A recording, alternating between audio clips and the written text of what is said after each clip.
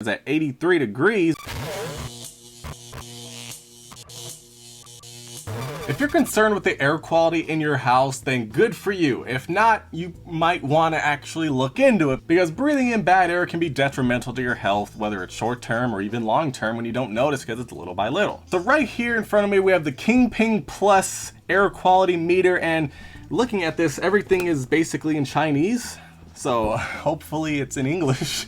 But it actually has 5 different sensors inside, so you can actually stay on top of your air quality. These include PM2.5, CO2, TVOC, temperature, humidity, and also, the outdoor weather, which, isn't a sensor. It connects to Wi-Fi and gets you all the external stuff as well. Now, being on top of this stuff is great. I mean, for me, a lot of the times I'm in a room and I'm like, it's hot in here. How come the thermostat didn't kick on the AC? I look at it, I'm like, it's definitely not 67 degrees in here because I am sweating. So with this, I'll actually be able to tell exactly how hot it is inside of any room I choose, as well as, the rest of the air quality as well. So, I mean, other than being in Chinese, everything's looking great. I mean, this feels like I'm opening up an iPhone.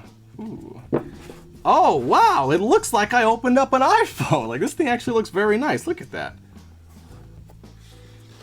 Oh, nice. This is pretty cool. I'm actually liking it so far. Inside the box of a user guide. Wait a minute. Is this thing actually all in Chinese? The whole thing is in Chinese, guys. I mean, usually it's both, but this is literally all Chinese, so keep that in mind. As well as a USB-A to USB Type-C charging cable. Yeah, it has USB Type-C. I guess I can forgive the manual being in Chinese.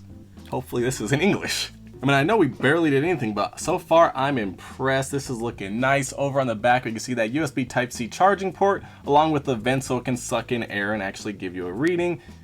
That's weird. This is in English down here at the bottom and Chinese. How come the manual's only in Chinese? That's weird. Even this stuff, English and Chinese. We have some rubber feet on the bottom to give it some grip on the table. It works well. Nice aluminum body. This thing feels very well made. On the front, we do have a nice sized touchscreen. And then up here on the top, we actually have a power button. Let's see if this thing actually has any juice, because you can actually unplug it and take it to other rooms, and it actually is powering on.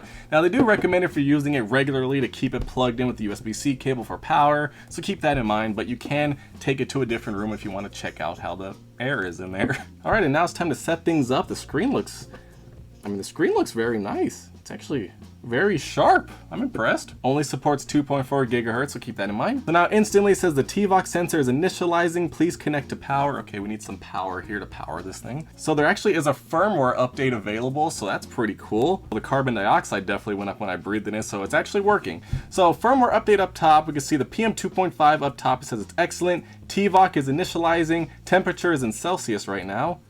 Oh, and you can actually tap on it to switch it. It's slightly high. See, I knew it. Oh, we have all these lights, so of course it's hot in here.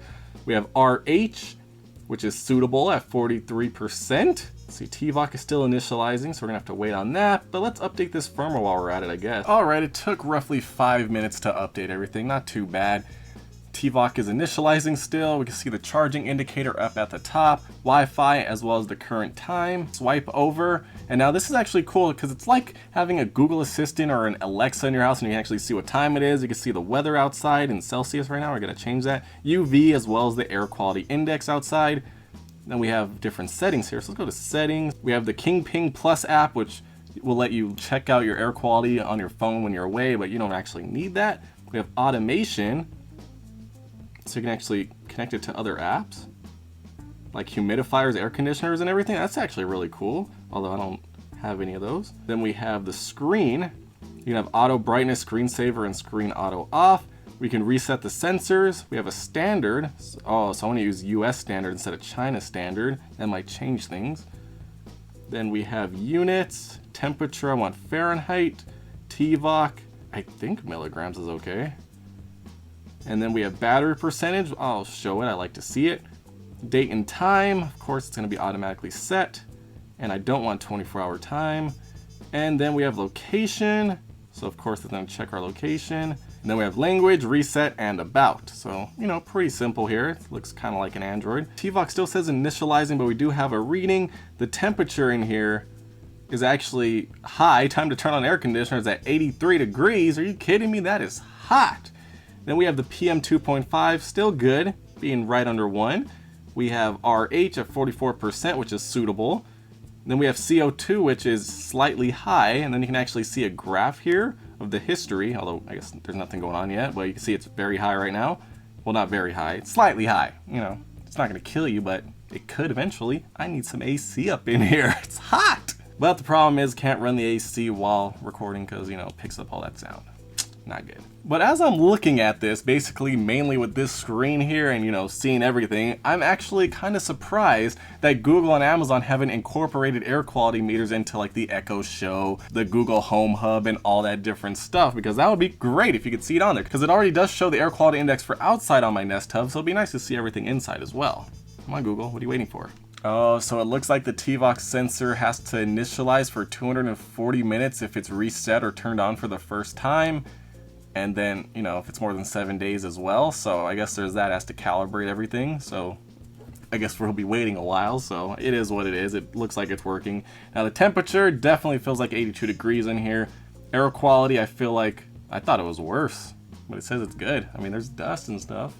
CO2, not really sure what to do with that. All right, I'm in the app. So let's add a device, air monitor.